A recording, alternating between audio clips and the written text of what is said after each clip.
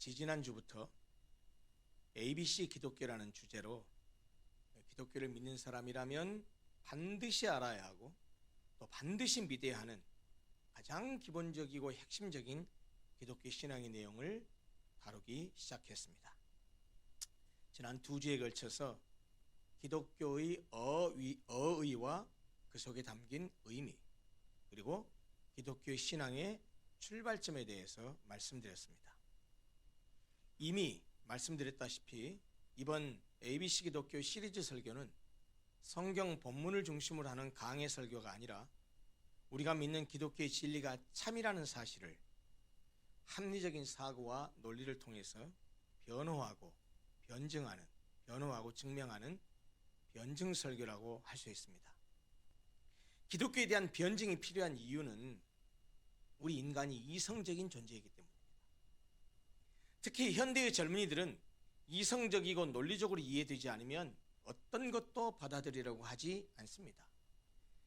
이성적인 존재인 우리 인간은 이성적이라는 측면을 강조하다면 무엇이든 이성적이고 논리적으로 이해되어야 받아들입니다.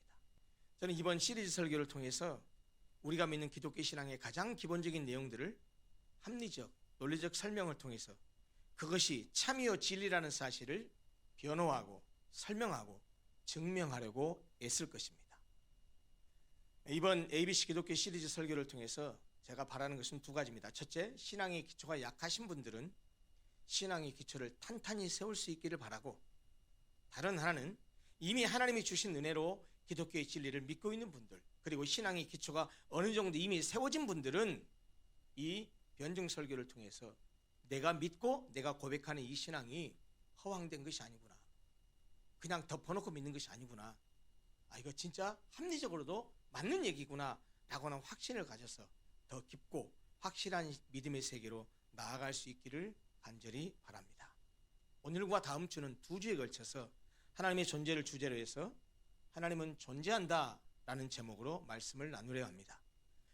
ABC 기독교란 주제의 첫 번째 설교였던 기독교의 어의와 의미에서 말씀드렸듯이 기독교는 다른 것이 아니고 예수가 그리스도임을 믿는 종교입니다.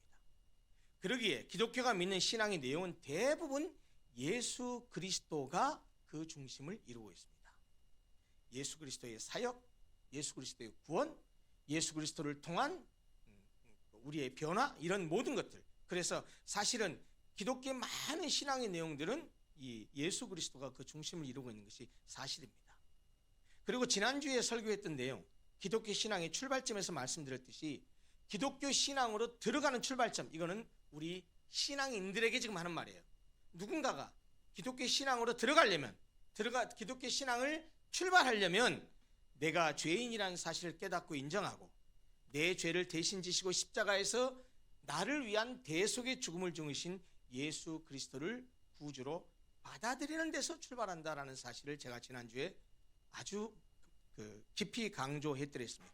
그런데 오늘은, 그리고 다음 주에 다루게 될 하나님의 존재는 기독교 세계관과 교리는 물론이고 모든 기독교 신앙의 전제와 기초라고 말할 수 있습니다.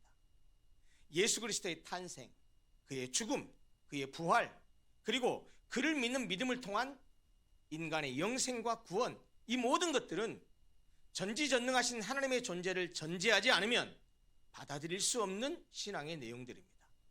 실제로 하나님이 존재한다는 사실을 확신하지 못하면 결코 참된 신앙의 세계로, 깊이 있는 기독교 신앙의 세계로 나아갈 수가 없습니다. 그래서 오늘 저는 설교를 시작하면서 여러분들에게 질문을 하나 던지는 것으로 시작하려고 합니다. 하나님을 믿으십니까? 이런 질문하면 어이없어 할지 모르겠습니다. 아니 목사님, 뭔 소리세요? 우리가 여기 왜 와 있게요? 하나님을 믿으니까 여기 하나님께 예배드리러 온 거 아닙니까? 예, 저도 그렇게 알고 저도 그렇게 여러분들의 신앙을 그렇게 믿습니다. 질문을 조금 달리해서 해볼까요? 보이지도 않고 만질 수도 없는 하나님이 진짜로, 실제로, 참으로 존재한다고 믿으십니까? 하나님을 믿는다고는 하지만 감각기관을 통해서 우리의 눈과 귀와 코와 우리의 이 손발을 통해서 감각기관을 통해서 직접 보거나 만지는 어떤 것이 진짜로 존재한다고 그렇게 믿듯이 하나님도 그렇게 진짜로 존재한다고 믿느냐는 질문인데요. 이 질문에는 조금 주저하는 사람이 있을지 모릅니다. 왜냐하면 보고 만지는 감각적 경험을 통해서만 어떤 사실을 받아들이는 현대인으로서는 볼 수도 없고 만질 수도 없는 하나님이 막연하게 느껴질 뿐이지 실제로 참으로 진짜로 존재한다고 믿는 것이 쉽지 않기 때문입니다. 그럼에도 불구하고 하나님이 진짜로 실제로 참으로 존재한다는 사실을 믿는다면 그것은 참으로 복되고 귀한 믿음을 가지고 있는 것입니다. 또 질문을 달리하겠습니다. 이제 그런 분들에게 진짜로 하나님이 실제로 참으로 존재한다는 그 믿음을 가진 분들에게 다시 또 다른 질문을 하겠습니다. 보이지도 않고 만질 수도 없는 하나님이 존재한다고 믿는다고 하셨는데 도대체 보이지도 않고 만질 수도 없는데 어떤 이유와 어떤 근거로 하나님이 진짜로 실제로 참으로 존재한다고 믿으십니까? 여러분, 사실 인간이 무엇을 어떻게 믿든 자유입니다. 하나님이 있다고 믿든 없다고 믿든 자유입니다. 그래서 하나님이 있다고 믿는 사람도 있고 없다고 믿는 사람도 있어요. 그러나 여러분, 무엇을 어떻게 믿든 그것은 자유인 것은 사실이지만 무엇을 어떻게 믿든지 간에 그에 대한 이유와 근거는 분명해야 합니다. 하나님이 있다고 믿는다면 있다고 믿는 이유와 근거, 하나님이 없다고 믿는다면 없다고 믿는 이유와 근거가 있어야 한다는 거예요. 여러분, 외계인이 있다고 믿는 사람에게 왜 그렇게 믿느냐고 물었을 때 그냥이라고 대답하면 그 사람 이상한 사람이라니까요. 그 사람에게 야, 그런 게 어디 있어, 네가 외계인이 있다고 믿는 이유가 있을 거 아니야 라고 말할 때 만약에 그 사람이 이유 없어, 그냥 그렇게 믿는다니까 라고 말한다고 한다면요, 그 사람과는 아무런 더 이상의 대화를 할 수가 없습니다. 무엇을 어떻게 믿든지 간에 자유이지만 그 믿음에는 반드시 이유가 근거가 있어야 합니다. 그 이유와 근거가 옳으냐 그르냐는 다음 문제예요. 그건 다음에 따질 문제고, 내가 어떤 믿음을 가지고 있다고 한다면 그렇게 믿는 이유와 근거는 있어야 된다는 말이라는 거예요. 아무런 이유와 근거도 없이 무조건 덮어놓고 믿는다면 그것은 믿음이 아닙니다. 저는 그것을 뭐라고 표현하느냐, 그것은 아무 의미 없는 자기도취요, 아집이요, 독선입니다. 속된 표현을 하자면 무조건 덮어놓고 믿으면서 근거도 없이 막 자기 주장만 한다고 한다면 죄송합니다, 그것은요 속된 표현을 하면 똥꼬집입니다. 앞에서 말씀드린 대로 오늘 우리가 다루고자 하는 것은 바로 이 하나님의 존재인데요, 오늘 우리는 하나님의 존재에 대한 합리적인 논증에 대해서 함께 나눌 것입니다. 근데 보통 아까 말씀드린 대로 신존재 증명이라고 불리는 하나님의 존재에 대한 논증들을 나누기 전에, 이걸 다루기 전에 반드시 짚고 넘어가야 될 문제가 하나 있습니다. 그게 뭔지 아십니까? 성경 66권을 아무리 뒤져봐도 성경은 하나님의 존재에 대해서 어떤 설명이나 어떤 논증이나 어떤 증명도 시도하지 않습니다. 성경은 그저 하나님의 존재를 전제하고 시작합니다. 성경은 그저 하나님이 존재한다고 선언하고 선포합니다. 자, 단적인 예를 들어 보십시다. 성경을 딱 펴면 맨 처음에 나오는 성경 구절이 뭡니까? 창세기 1장 1절. 히브리어 성경은 베레시트 바라 엘로힘 엣 하샤마인 벳 하아레츠 이렇게 되어 있는데 우리나라 성경은 그 말을 한자를 표현해서 이렇게 번역했어요. 태초에 하나님이 천지를 창조하시니라, 이렇게 시작해요. 성경은 하나님의 창조를 선포할 뿐이지 창조자 하나님의 존재에 대한 어떠한 논증이나 증명도 하지 않는다는 말이에요. 왜 그럴까요? 하나님의 존재는 합리적 이성을 통해서 믿을 수 있는 분이 아니기 때문입니다. 하나님은 믿음의 대상이지 논증의 대상이 아니기 때문입니다. 하나님의 존재는 말 그대로 믿음을 통해서만 받아들일 수 있는 대상이에요. 하나님의 존재는 신앙의 대상이지 그것은 논증의 대상이 아니지만 그럼에도 불구하고 하나님에 대한 합리적 논증을 하는 것은 무의미한 일이 아닙니다. 여러분, 굉장히 중요한 의미가 있습니다. 첫째, 하나님이 존재한다고 주장하는 전통적인 합리적인 논증들은 하나님을 믿지 않는 사람이 하나님을 믿는 우리들에게 당신은 보이지도 않고 만질 수도 없는 하나님을 왜 믿으세요? 라고 물었을 때, 제가 아까 질문했잖아요. 그렇게 물었을 때에 그에 대한 합리적인 이유와 근거를 제시해서 하나님의 존재에 대한 우리의 믿음이 보이지도 않고 만질 수도 없는데 그 하나님의 존재에 대한 우리의 믿음이 결코 어리석거나 맹목적이거나 허황된 것이 아니라는 사실을 보여줄 뿐 아니라 반대로 하나님의 존재를 인정하고 믿는 것이 매우 합리적이요, 또 하나님의 존재를 믿는 것이 타당하고 정당하다는 사실을 보여줄 수 있기 때문에 이 신존재 논증이라고 하는 것이 의미가 없는 것이 아니라는 거라는 거예요. 이에 대해서 베드로전서 3장 15절은 이와 관련해서 이렇게 말씀합니다. 너희 속에 있는 소망에 관한 이유를 묻는 자에게는 대답할 것을 항상 준비하라고 성경이 말합니다. 불신자들이 우리에게 왜 기독교를 믿는지, 왜 보이지도 않는 하나님을 믿는지 물으면 그에 대해서 분명하고 확실하게 그 이유와 근거를 대답할 준비를 해두라는 말입니다.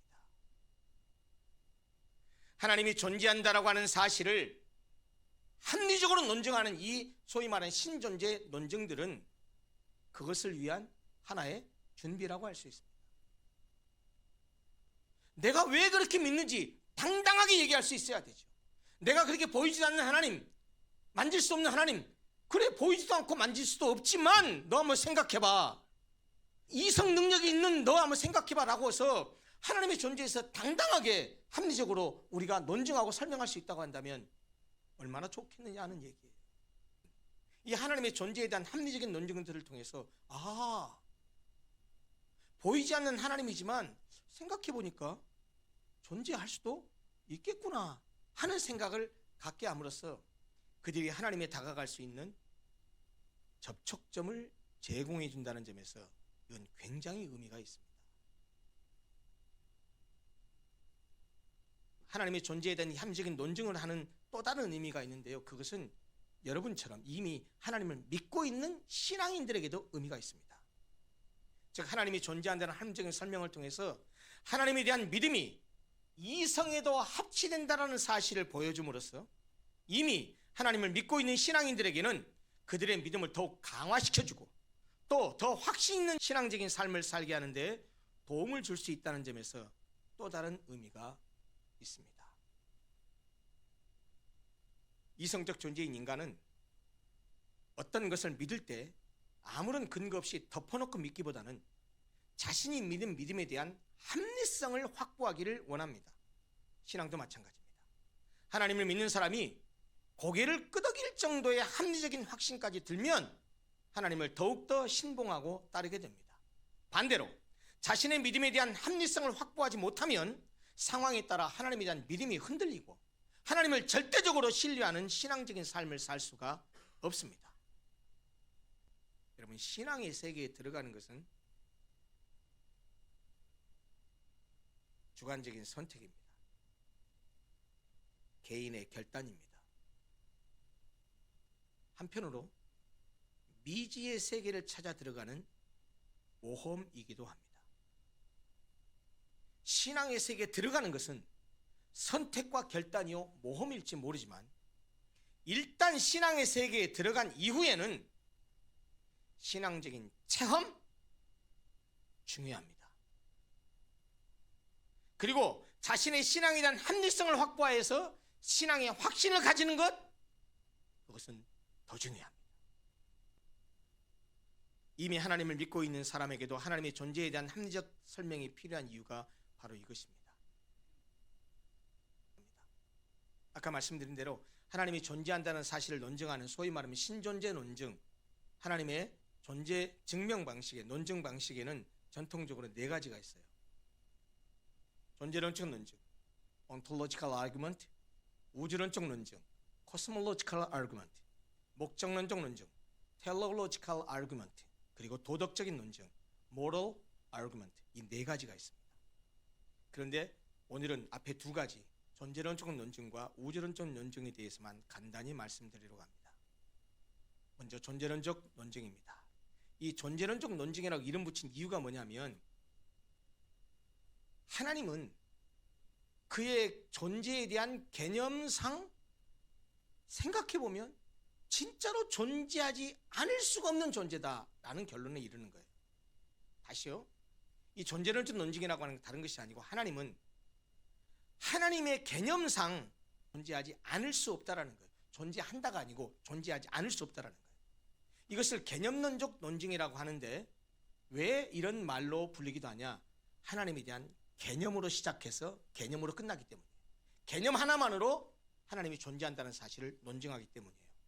설명해 볼게요. 여러분, 하나님을 우리가 개념적으로 한번 정의해 보십시다. 어떤 존재를 하나님이라고 하죠? 지금 이것은 성경적인 정의를 하면 안 돼요. 일반적인 합리적인 논증이기 때문에 우리 이성을 통해서 생각해야 됩니다. 하나님은 가장 완전한 최고의 절대자, 다른 말로 바꾸면 이 존재보다 더 크고 위대한 존재를 상상할 수 없는 가장 완전하고 가장 위대한 존재를 신 하나님이라고 합니다. 그런데 여러분, 이런 하나님에 대한 개념을 가만히 생각해 보면, 그런 하나님이라면 가장 완전하고 가장 위대한 존재라고 한다면 하나님은 실제로 존재할 수밖에 없다는 결론에 도달한다는 거예요. 왜냐하면 가장 완전하고 가장 위대한 존재인 하나님이 우리의 개념상에만 있고 머릿속에만 있고 상상 속에만 있고 실제로 존재하지 않는다면, 그러면 하나님의 개념과 그 사실이 모순돼요. 좀 더 구체적으로 설명해 볼게요. 가장 완전한 존재다라는 말은 그보다 더 완전한 존재가 없다라는 말이에요. 그보다 더 완전한 존재를 생각할 수 없는 존재라는 뜻이에요. 자, 그런데 가장 완전한 존재가 말씀드린 대로 마음속에만 있고 머릿속에만 있고 상상 속에만 있다면 그건 완전한 존재가 아니죠. 그 존재보다 더 위대한 존재를 생각할 수 있어요. 가장 완전한 존재라면 머릿속에 개념적으로만 있는 것이 아니고 실제로도 존재해야만 가장 완전한 존재라는 거예요. 만약에 가장 완전한 존재라고 하면서 다 완전한데 그런데 한 가지는 부족해. 그게 뭐죠? 진짜로는 존재하지 않아 라고 한다면 말이 안 된다는 거예요. 기하학을 한번 동원할까요? 삼각형 아시죠? 삼각형에는 각이 몇 개예요? 6개 있어요. 하나는 삼각형 안의 각, 이걸 내각이라고 하죠. 다른 3개는 외각이 있어요. 외각. 근데 삼각형의 내각은, 안쪽 각은 안내자예요. 삼각형의 세 내각의 합은 몇 도입니까? 180도죠? 상식이죠?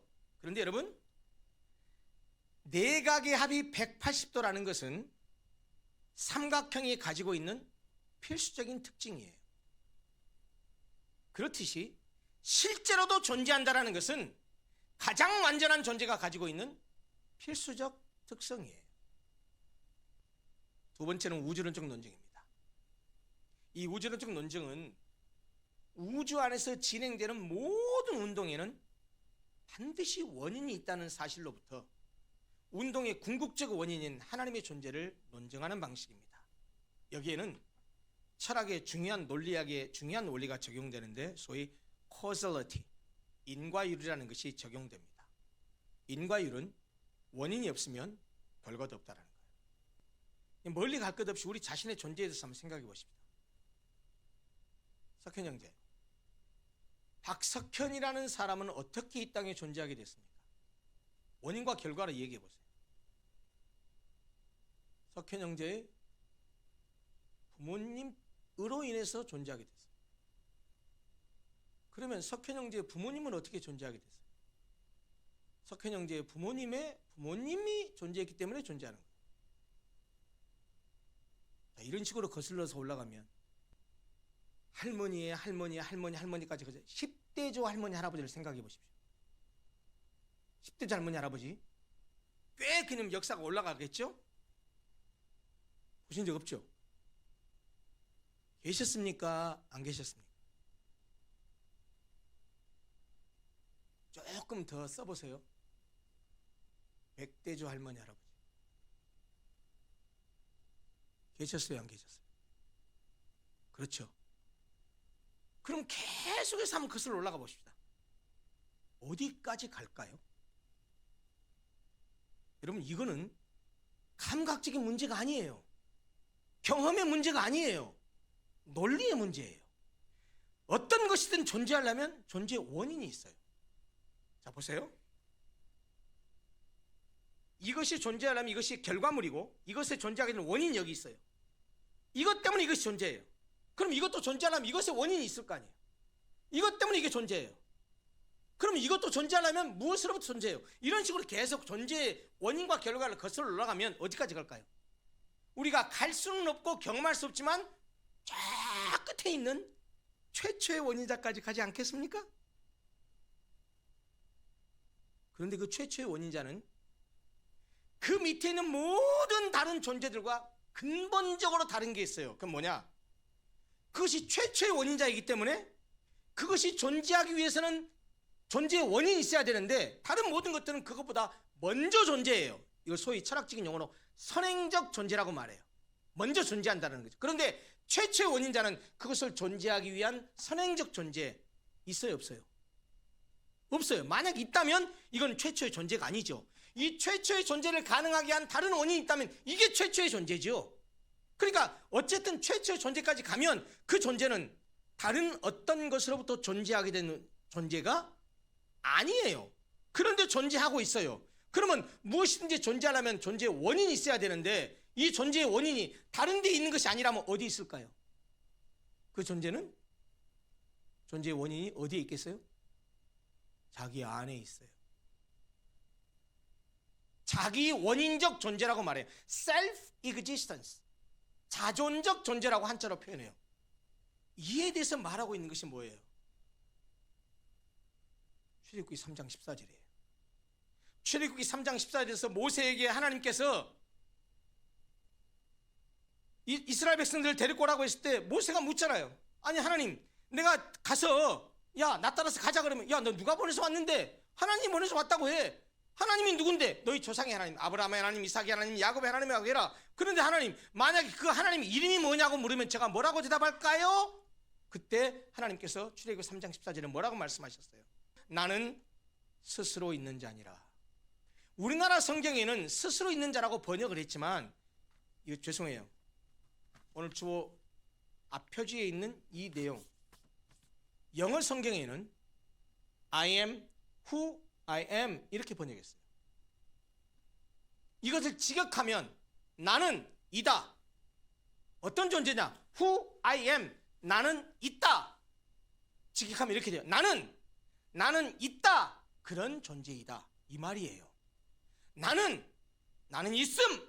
그런 존재라는 거예요. 이걸 우리말로 쉽게 번역해서 나는 스스로 있는 자니라 라고 번역했는데 이 말은 철학적이고 형이상학적인 표현이에요. 자존적 존재라는 거예요. 자기가 존재하기 위해서 다른 존재를 필요로 하지 않는다는 말이에요. 자기 원인적 존재라는 거예요. 이 존재가 없으면, 그러니까 이 최초의 원인자가 없으면 그 밑에 있는 모든 존재하는 것들이 존재할 수 있어요, 없어요? 없어요. 왜? 이게 궁극적 원인이니까. 성경은 그것을 어떻게 표현했냐? 태초에 하나님이 천지를 창조하시니라 라고 말씀하시면서 모든 존재들은 하나님에게 원인이 있다 라고 말하는 거예요.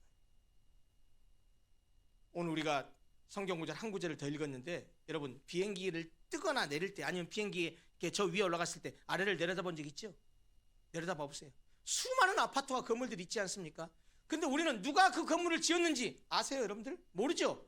그러나 누가 지었는지 모르지만 분명히 누군가 그렇게 설계하고 그것을 지었기 때문에 거기에 그렇게 있는 것이지, 그것이 저절로 우연히 어쩌다 그렇게 존재할 수 있겠습니까?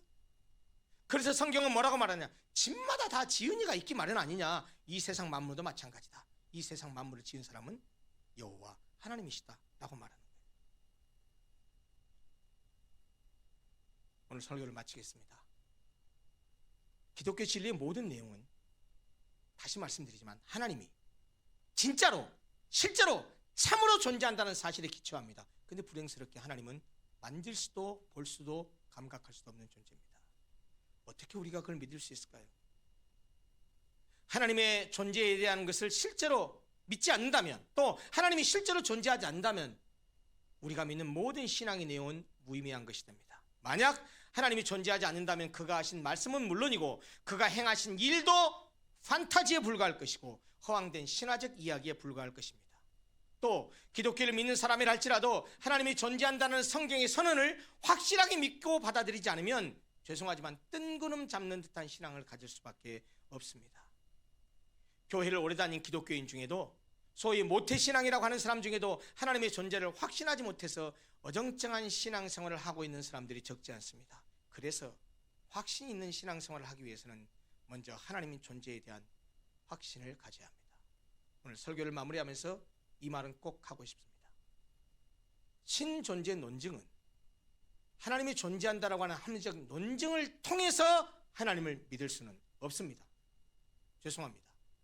이 작업을 하지만 그 철학적 논증을 통해서 하나님에 대한 믿음을 가질 수는 없습니다. 하나님에 대한 믿음을 가진 것은 오직 하나님의 은혜요, 하나님께서 우리의 마음을 열어주시고 우리를 하여금 믿게 하셨을 때 믿을 수 있는 것인데, 이 하나님에 대한 그 존재를 우리는 이미 믿고 있단 말이에요. 하나님이 있다고 믿고 있어요. 그것이 우리 신앙의 출발점이었어요. 기초였어요. 그런데 문제는 뭐냐? 막연하게 믿지 마세요. 우리가 허황된 걸 믿는 거 아니에요. 뜬구름 잡기 믿는 거 아니에요. 우리가 이성적으로 합리적으로 생각해 봐도 하나님이 존재한다는 사실은 분명한 사실입니다. 여러분, 그러기에 하나님이 보이지도 않고 만지지도 않는 존재이지만 하나님이 존재한다는 이 믿음에서 흔들리지 마십시오. 이 믿음이 기초가 되어야 하나님은 살아계시고 하나님은 전지전능하시고 하나님은 온 우주 만물을 창조하셨다라는 이 확신이 있어야 성경에 있는 다른 모든 기독교의 진리의 내용으로 들어갈 수 있고 거기에 확신할 수 있는 거예요. 제가 이번 주와 다음 주에 걸쳐서 하나님이 존재한다는 사실을 힘주어서 논리적으로 철학적으로 합리적으로 이것을 논증하려고 하는 이유가 뭐냐면 좀 생각 좀 하시라는 겁니다. 생각해 보시라는 겁니다. 우리가 믿는 하나님, 그냥 누가 만들어 놓은, 우리가 마음 편하기 위해서 가상적으로 만들어 놓은 그런 존재가 아니에요. 하나님은 철학적으로 생각해봐도 합리적으로 생각해봐도 존재할 수밖에 없고 실제로 존재하는 하나님이에요. 우리는 그 하나님에 대한 믿음을 가지고 있고 그 하나님의 은혜에서 오늘도 살아가고 있다는 사실을 잊지 마시고 그 하나님의 존재에 대한 확신 속에서 더 깊은 신앙세계로 나아가서 하나님 절대 주권의 신앙에 흔들리지 않고 그 믿음 생활하는 사랑하는 모든 성도들 되시기를 간절히 소원합니다. 기도하겠습니다.